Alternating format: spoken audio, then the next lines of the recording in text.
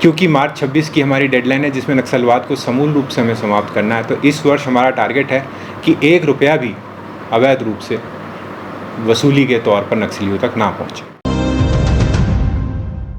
मई की भीषण तपीस के साथ ही बालाघाट जिले में एक बार फिर तेंदुपत्ता संग्रहण का कार्य शुरू होने जा रहा है और तेंदुपत्ता संग्राहकों पर हमेशा से बालाघाट जिले के खासकर सेंसिटिव इलाकों में नक्सलियों की नज़र रहती है।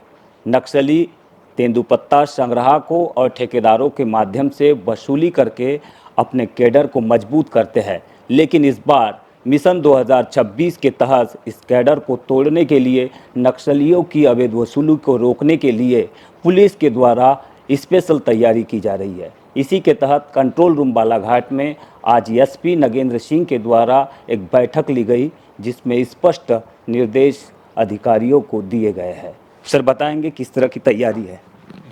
देखिए, इस बार हमने चिन्हित किया है, अभी टेंडर खुले हैं तेंदुपत्ता संग्रहण के, जिसमें 21 के लगभग ठेकेदारों सम्मिलित हुए हैं और 58 से अधिक समितियां गठित हुई हैं। और फड़ों की जहां तक बात करें तो 722 फड़ों पर इस बार तेंदुपत्ता संग्रहण किया जाएगा। इनमें से कुल 240 फड़ों को हमने संवेदनशील फड़ों के तौर पर चिन्हित किया है। ये सभी हमारे नक्सल प्रभावित क्षेत्रों की फड़ हैं। विगत वर्षों में कई बार अवैध वसूली की शिकायत हमें लगातार मिलती रही थी। पिछले कई वर्षों से लगातार तेंदुपत्ता से अवैध वसूली को रोकने का एक विशेष अभियान बालाघाट पुलिस चला रही है। इस वर्ष हमारे लिए ये बहुत खास इसलिए हो जाता है क्योंकि ये वर्ष मार्च 26 की हमारी डेडलाइन है, जिससे हम नक्सलवाद को समाप्त करने की ओर हैं। तो इस बार ठेकेदारों से भी और पुलिस का भी ये अपेक्षा है कि एक भी रुपया ऐसे अवैध रूप से इन नक्सलियों तक ना पहुँचे, ताकि आर्थिक रूप से इन्हें कमज़ोर करके इन्हें समूल रूप से यहाँ से हटाया जा सके। दक्षिण उकवा, उत्तर उकवा और पूर्व लांजी, पश्चिम लांजी, ये जो इलाके हैं खासकर तेंदुपत्ता संग्रहण के लिए सबसे मुफीद माने जाते हैं और इन्हीं इलाकों में अक्सर तेंदुपत्ता का संग्रहण सर्वाधिक होता है। पुलिस की इन क्षेत्रों पर किस तरह की नज़र रहेगी जहां पर खासकर हमेशा से घटनाएं होती रही है?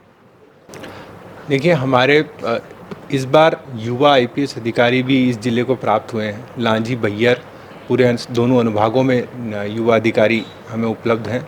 इसके अलावा हॉक फोर्स, सीआरपीएफ, कोबरा सभी जवान मुस्तैदी से अपनी ड्यूटियां कर रहे हैं। जो हमारी जितनी भी फॉरवर्ड लोकेशंस हैं वहाँ पे ख़ास तौर पर हमने निगरानी रखी है। ऐसी जो संवेदनशील फड़े हैं इन पे विभिन्न तरीके से हम लोग नज़र रखेंगे और आपको कहीं ना कहीं इस बार बेहतर परिणाम भी देखने को मिलेंगे। जो अधिकारियों की ऊर्जा हमें प्राप्त हो रही है और ज़िला लेवल की बैठक आज हुई है। इसके अलावा अनुभाग स्तर पर, थाना स्तर पर भी आपको जो समन्वय देखने को मिलेगा, उससे कहीं ना कहीं हमें इस बार वांछित सफलता मिलेगी। सर, देखने में आ रहा है कि अस्थायी कैंप्स जो है लगातार बालाघाट ज़िले में अपडेट किए जा रहे हैं या बढ़ाए जा रहे हैं।